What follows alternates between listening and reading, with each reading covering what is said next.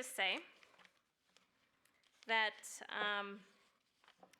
we are thrilled and excited to promote the first episode of the Trade Geek podcast. Maybe I'll bring up our two speakers to take a seat while I introduce them. First off, Pete Mento. Many of you know Pete Mento. How many of you know Pete Mento? Have seen Pete Mento before? Yes. It's amazing. Nice. So Pete Mento is the Managing Director, Global Tax Services of Crow now, recently moved to Crow. And because of his passion for the topic and skill at illuminating complex and often dry topics in international trade and economics, Pete is highly sought after speaker all over the world. He's a formal professional stand-up comedian and has conducted sold-out lectures to tens of thousands of people in every imaginable venue from university lecture halls to nightclubs.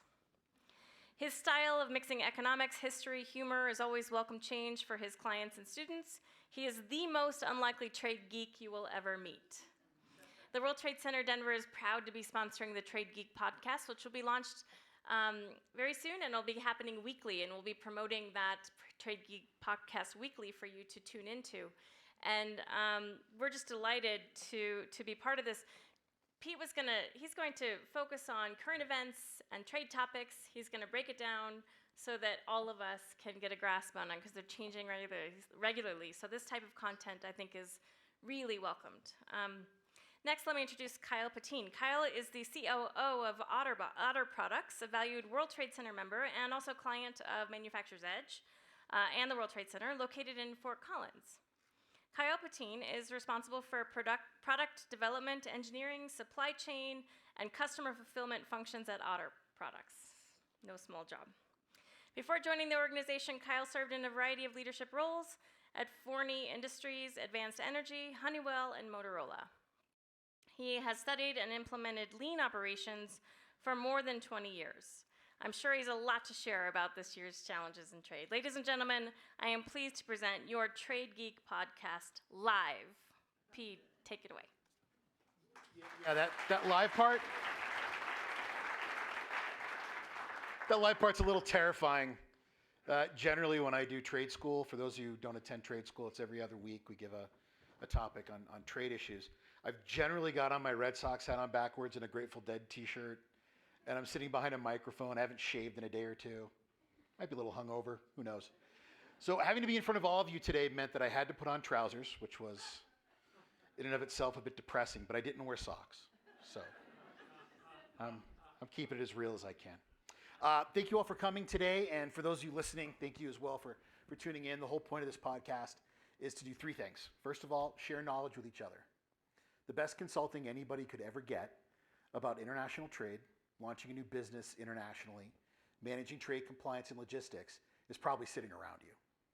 It's not a question of calling me and paying my outrageous fees. It's more about passing business cards amongst one another, which led me to the second reason. It's gotten very divisive to talk about what we do because so much of our life these days is unfortunately affected by politics. So can we have conversations about what we do by remaining reasonable and not bringing in the P word? I think we can. And then lastly, I have met so many people that are fascinating. Karen certainly is. You're getting on the podcast whether you like it or not, lady. And people that have had fascinating jobs in this world. And I think it's really important to us to give them an opportunity to talk about what made them successful, how they remain successful, and to share that with you. So without an agenda, we're really hoping to create some sort of a collaborative environment for all of us to talk about trade. I am looking for other people to interview. So hit me up on LinkedIn. And if you pass the test and are even remotely interesting, we'll probably have a chance to get you on. I'm glad the bar was low. Yeah. So, wow, you should come on the road with me all the time, Kyle. With that, I'm so excited to have you with us today, Kyle. Just a couple of sailors sitting around talking about trade. Yep. Yeah. We found out that we were both seagoing men here a few minutes ago, so we'll have to control our language, right, Karen? Yeah? Yeah, there you go. Just so that everyone's clear, this poor man was foisted on me. I don't think he wanted to do it. I'm pretty sure that Karen smacked him over the head with a 9-iron last night, and he woke up in a suit here in an auditorium. So I cannot thank you enough for coming on board. Happy to be here. Yeah. So just very quickly, so that everybody has an idea of precisely what your responsibilities are now, I Why don't you talk about exactly what it is you do for Otter, and then we'll get to the more, I guess, benign questions after that. So the reality is, as a chief operating officer, my job is to implement the will of the board and the CEO, right? And whatever organizations I'm responsible for, the truth is the COO runs internal ops, and we're responsible for how the company operates. In our case, we do engineering. We develop all our products in-house. We have a pretty extensive worldwide engineering team located in 5 different countries, so I manage that group.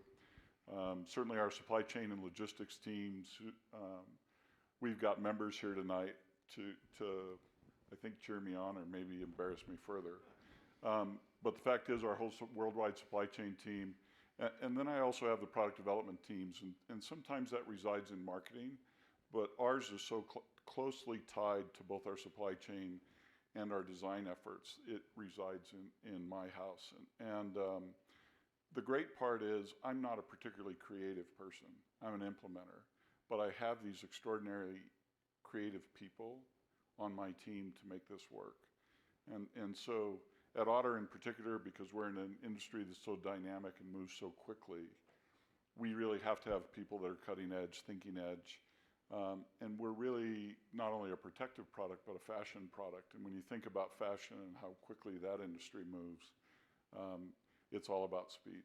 Yeah, and we were talking about that briefly beforehand, and I don't think that people fully appreciate the type of hard work that has to go into a new product launch. If you could just talk a little bit about that, I think they'd think it was interesting. So when we think about all the devices worldwide and how we protect them and all the OEMs, and the change of OEMs, I was at Motorola when the term in China for a cell phone was Motorola. And they're still a player there, but they're certainly not the dominant player they were. So that's an industry that went from Motorola to Nokia and on to Apple, and who's next, right? Samsung's certainly a major player there. And the rise of the Chinese device makers in the most recent years, 4 or 5 years, the number 2 device maker in the world now is Huawei, behind Samsung. And so the fact is that if you're going to work in that industry, you have to work internationally. And the other thing about it is absolutely unforgiving. When the device is sold, if somebody's going to buy a case, you have to be on peg on day. So when those new devices launch, yesterday Apple made an announcement about the iPhone 11. The fact is, when those go on sale, our best chance to sell an OtterBox case or a LifeProof case is to be on peg on time. And if we're even a day late, our customers assort somebody else. And we are a major source of profit for our customers, so it's important to them that we're there.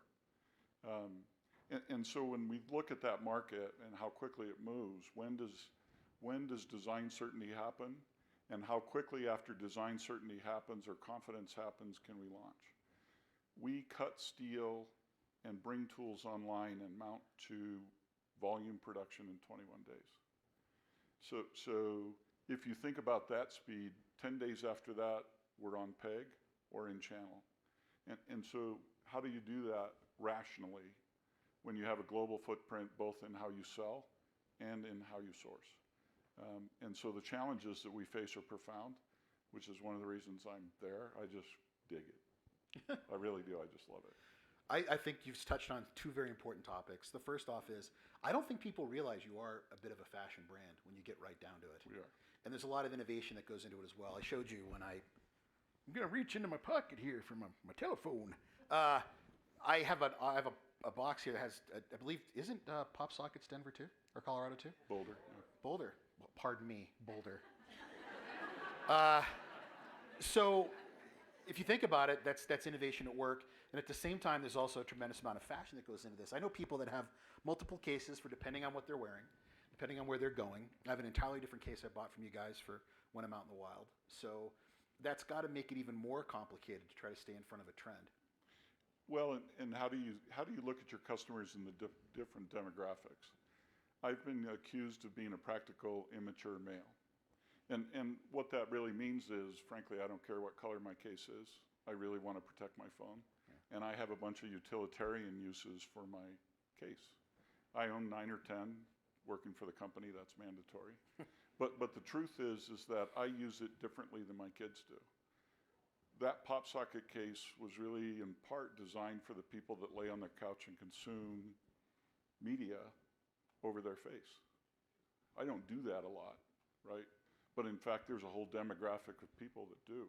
And we have to design fashion forward to match that and utility forward to match that new world. And if we think about who's consuming media in the world and how they use their devices, we then have to enable that lifestyle. And so we're constantly studying how people do and use their device. And then we have to stay relevant. And if you look at 5G and the coming of 5G and what that might mean for media content, and by the way, how does that interact technically with our products? Because there are gaps there matter. Wireless charging is the thing. If you wirelessly charge your phone, can you do it through your case? The pop socket case you have was actually designed to allow wireless charging with the pop socket on. And they're a great partner for us. We sat down together and said, you have something cool, we have something cool, let's see if we can combine them. And 4 months later, we had a device in market, and it was named Product of the Year last year at CES. So those kinds of innovations and those kinds of great partners we're always looking for. It's fantastic. All right, well, you ready to geek out? Let's geek. It is called the Trade Geek podcast. It's not here we go. the Trade Discussion podcast. So I'm not sure if you're aware of this, but we're in a bit of a trade war. Were you keyed in on that? Did you get the memo? I saw one article 3 or 4 months ago. Yeah. So, my general attitude has been I really don't care about the reasons politically why behind it. What I'm more concerned with is how we're going to cope. So for those of you who think this is going to be another 20 to 30 minutes of me arguing about why it is and isn't a good thing to have a trade war, that's a different podcast. But for today, we're talking about how we collectively are coping with it. I think that's a good way to put it, right? We're all kind of dealing with it. It's like every single day we come into work and they've done something else. They've changed the rules on us. They've racked up the duties. We're changing the dates. It's been great for job security, but I don't think I've had 6 hours of sleep straight in probably a year. So for me, chaos is wonderful because I charge by the hour, in case you weren't aware of that. But for the rest of you, I have to believe that the environment has been pretty difficult. So if you could just talk about how you've been reacting to the trade war and how you've been dealing with it, that'd be great. You know, the reality is that as we build global supply chains, we just have to understand what the ground rules are. And as business leaders, then we assess risk and cost and speed and capability and capacity, and we make decisions on that basis. And so with the current situation, the difficulty is not that there's a trade war. The difficulty is we don't understand what the rules are day to day. And so the risk to business is profound. And I tend to think of building supply chains a little bit like a divided highway. Until you actually get on the highway, you have a lot of choices. You can go to the gas station, you can go to McDonald's, you can go to Starbucks, you can go north, south, east, or west. But the truth is, once you climb on that divided highway, you can't climb off immediately. And for our suppliers, they are making investments in the hundreds of millions of dollars. And so when we ask them to make that investment in a new country, a new factory, more capability, more capacity someplace else, we have an obligation to them that runs as long, I'll say, to the next exit ramp. And the question is, when do we pull the trigger there? China, as a trading partner, they have wonderful logistics. They're really good at international trade. They have great harbors. Their capability of getting products through customs is good. And I've been doing business in China almost 30 years. When I got to the country initially, you couldn't get any sort of phone signal. If you went inland, you were isolated. Now, you can use any of your devices any place and work all the time. It's a very different world there. I'll say, given this circumstance, despite all that build-out, they're a very low-cost solution. For us in particular, because we use so much mold and steel and a lot of machining related to our products and molding later, they invested 25 years ago in infrastructure around steel, around energy, and around machining experts. And they built deep capacity there. They are, in fact, a great partner there. And as their quality has improved over the last 10 or 15 years, they're a rival for anybody in the world. However, if we look at total cost, you have to include tariffs now, right? And when we look at that, you have to make a decision to get on the highway. Can you stay in China? If you do, will the tariffs lift? And if they don't, the implication to your supply chain is profound. And so that decision for a supply chain professional or a COO is a big one. Because if I move that, I lose access potentially for some number of years to that capability. I'll say, understanding what the rules are. I was dark-haired 6 months ago. I had hair 6 months ago. So that combination, I'll say, is tough in the current environment because we don't know what the rules are. And it's not a political statement, but I've negotiated with the Chinese a long time. Seems like it's best done behind closed doors, right? And that's not a comment on the administration, but it is a comment on international business. You have to know the culture you're dealing with, and you have to meet them halfway, whatever that means, right? So along those same lines, we've worked with a lot of importers and exporters who have made the conscious decision to give another country a shot. And we talked about this earlier. Moving out of China to do production in another country, it has its pitfalls. And you mentioned a couple of them there. Certainly for the people I deal with, it's the lack of transportation infrastructure. It's the lack of airlift and ocean lift. Where you have made decisions, or I don't even know if you have you had made decisions to produce someplace else? We have made several shifts in our footprint, and I won't say it's 100% commitment to leave China, but certainly we're going to reduce our dependence there and increase our work in India, Vietnam, Malaysia, Cambodia, Mexico.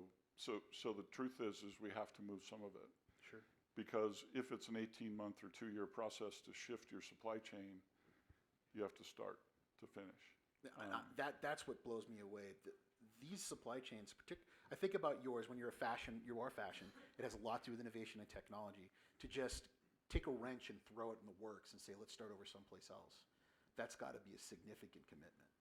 We make major commitment to our suppliers. So we don't own a manufacturing floor, but we have an entire manufacturing team located in 3 different countries that in fact work hand in glove with our suppliers to bring our products up and build them the way we want them built.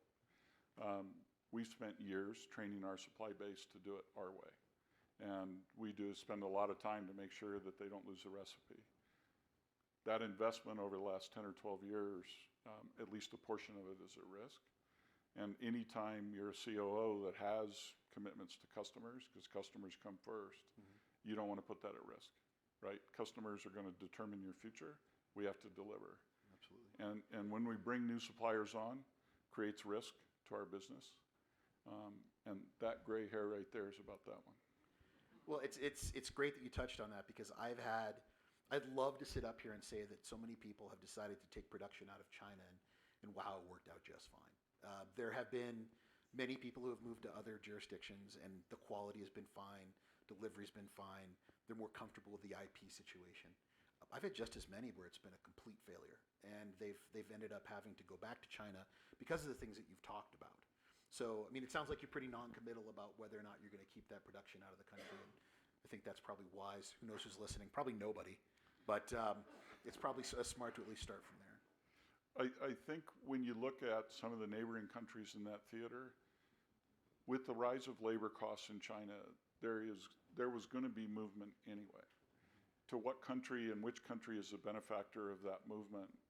You know, I'll say I'm old enough to have seen several moves in and out of different countries with different labor costs. Sure. And certainly China is the low-cost producer in the world. It's very similar to where we were as a country 25 years ago, where our technology was carrying us past our competitors. But for products that require a lot of labor, that flight has already happened. They're living elsewhere now, right? Thailand and Cambodia, et cetera. And so when we look at our industry, which is more technical capability matters. Universities, ports, bridges, power grids, and airlift capacity because we use a lot of airlift.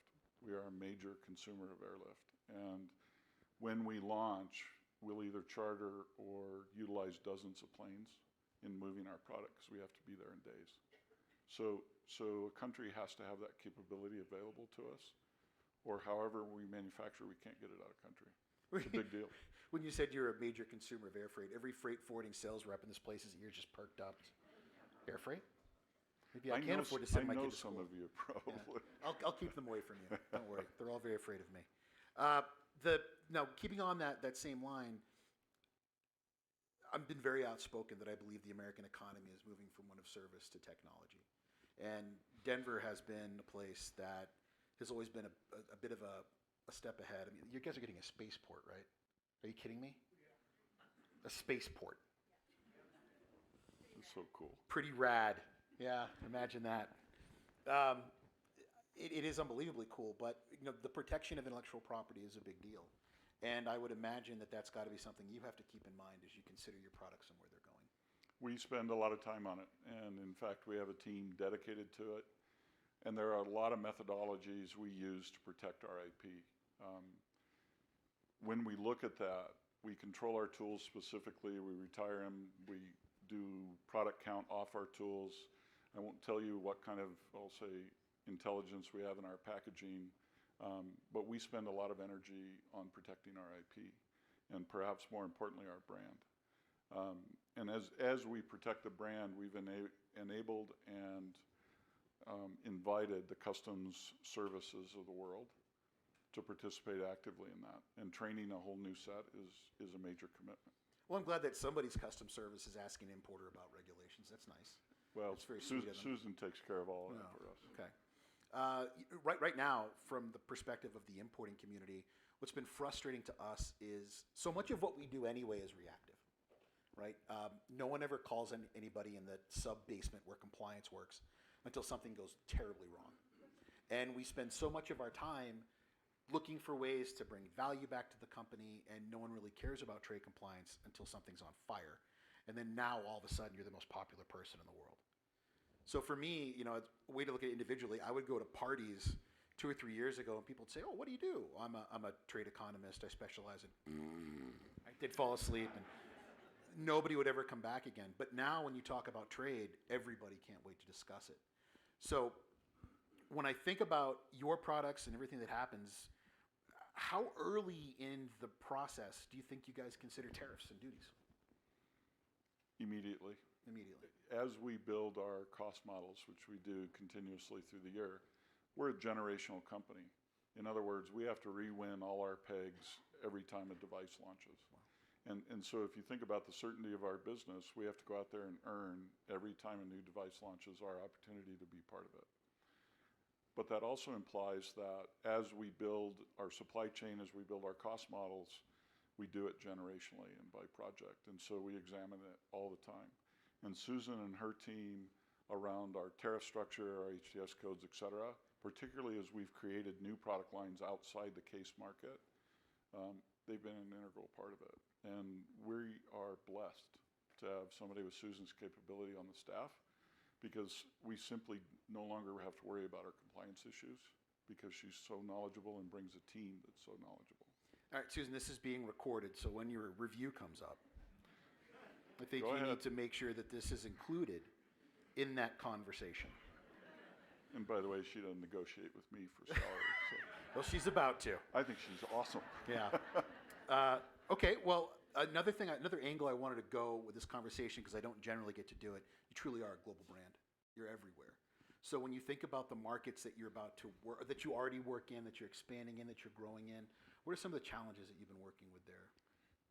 So what's interesting about our market is, if you look at the world and the device migration across the planet, Huawei sells no phones in the United States.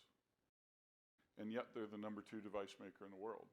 So if we're going to partner with Huawei and cover their devices, we actually have to work in global channels. And the primary sales opportunities are in Canada and all across EMEA and the Middle East, and then also in Asia.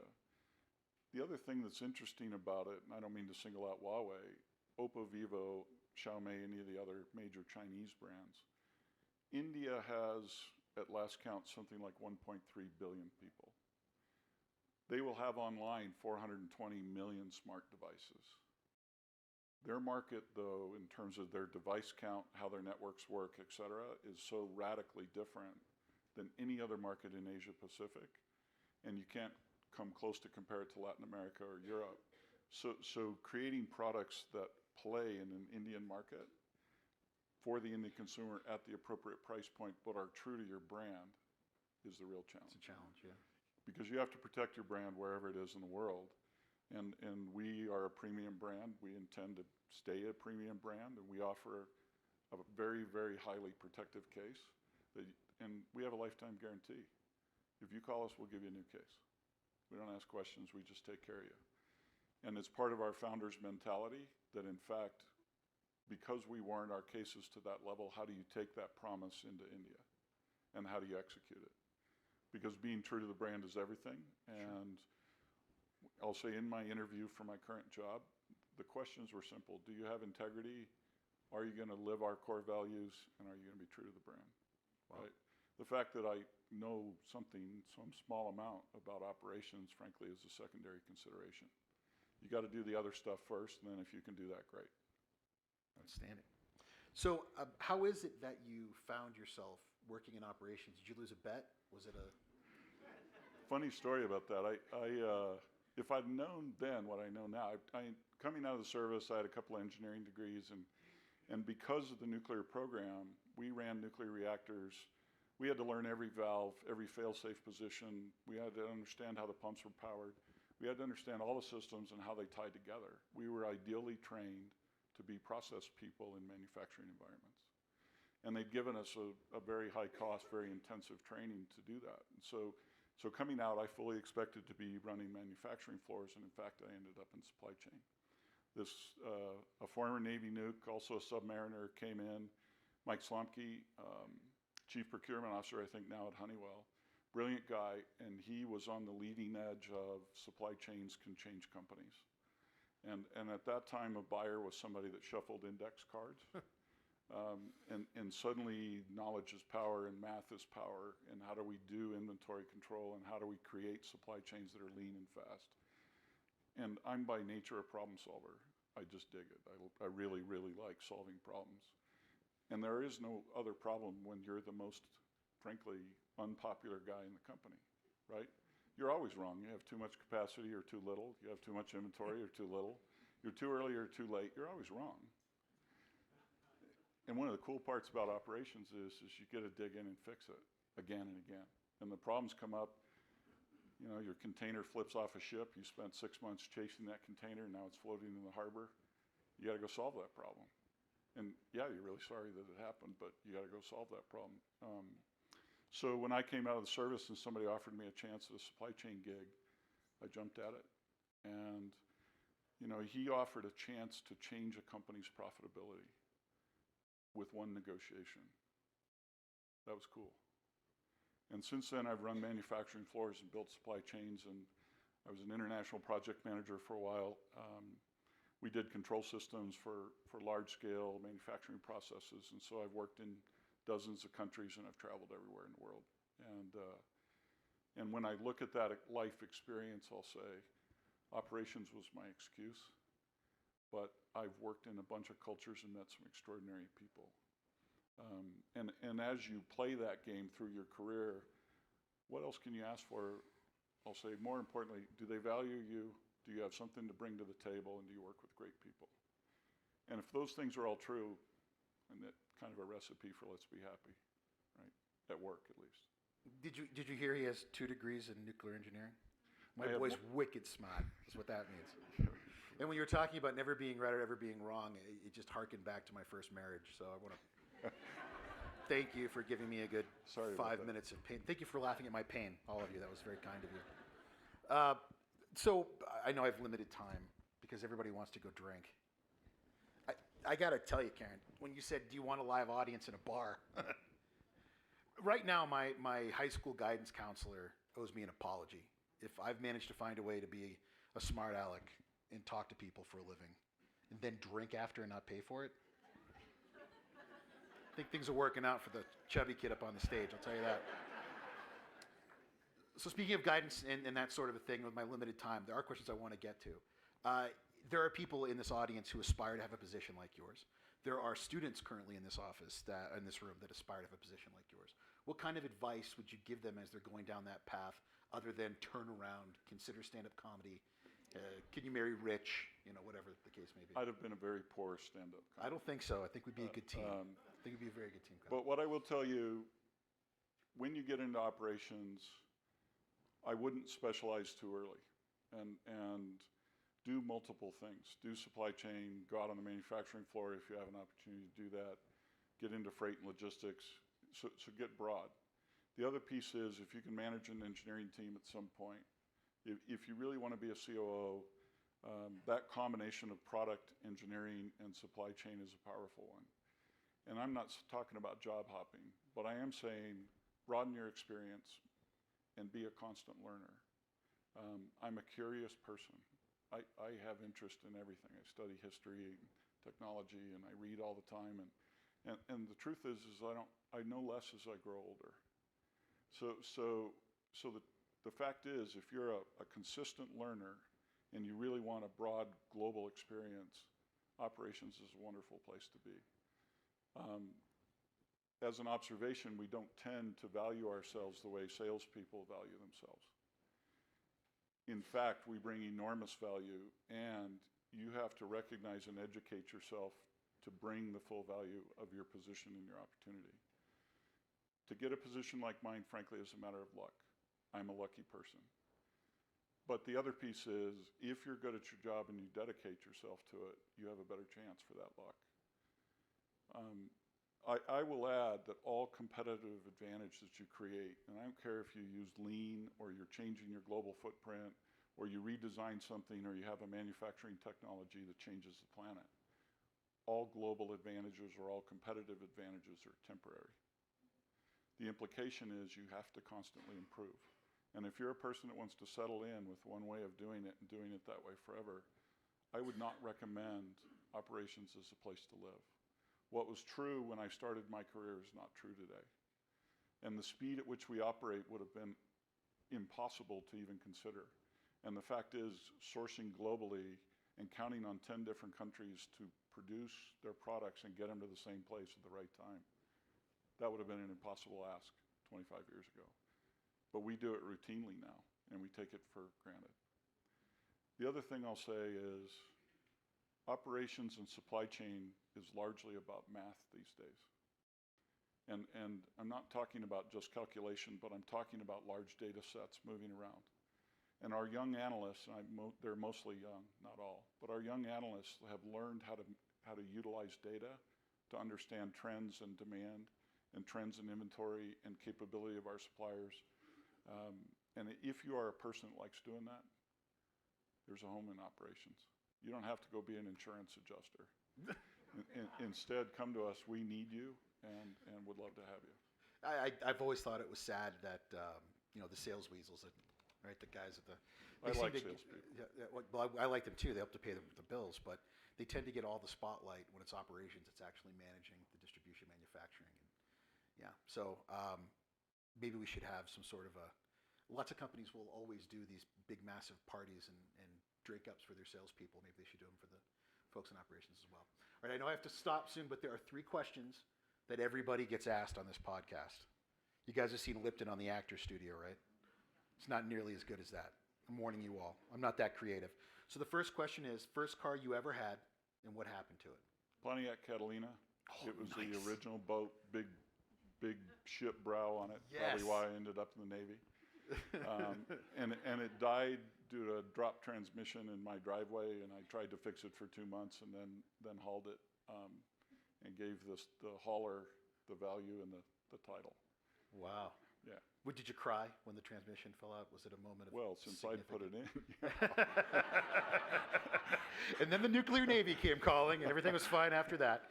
All right, question number 2. If you could have had a career doing anything else other than this, what would it have been? I wanted to be a rock band singer. Nice. And I'll say the hair and all that was good, but the fact is I can't carry a tune in a bucket. You can't sing. And I have no musical skill of any kind, but that's really what I wanted to do. Didn't stop Ozzy, so I think maybe we should reconsider everything and maybe take another shot at it. Number 3, if I was the genie in the bottle, which I know I make most people's wishes come true. Let's get that straight. And you're all thinking me blue and bare-chested right now, which is great for me. And I could give you one wish in this industry. If you said to the genie what it was, what would it be right now? Totally unrealistic wish, right? Oh, please, yes. Perfect forecast. Perfect forecast. Wouldn't that be awesome? Perfect forecast. Well, I love the candor, and I appreciate you coming on so much. I'm going to ask you to come on again.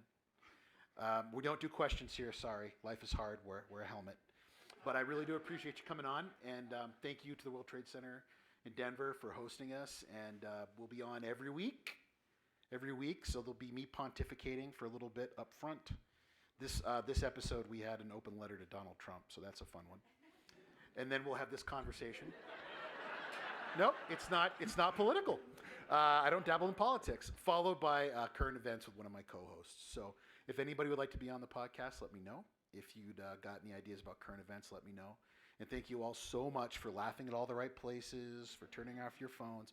But for the most part, I can't thank you enough, Kyle, for making time for us Thank today. you, Pete. Thank you very much. Thank you both. Thank you.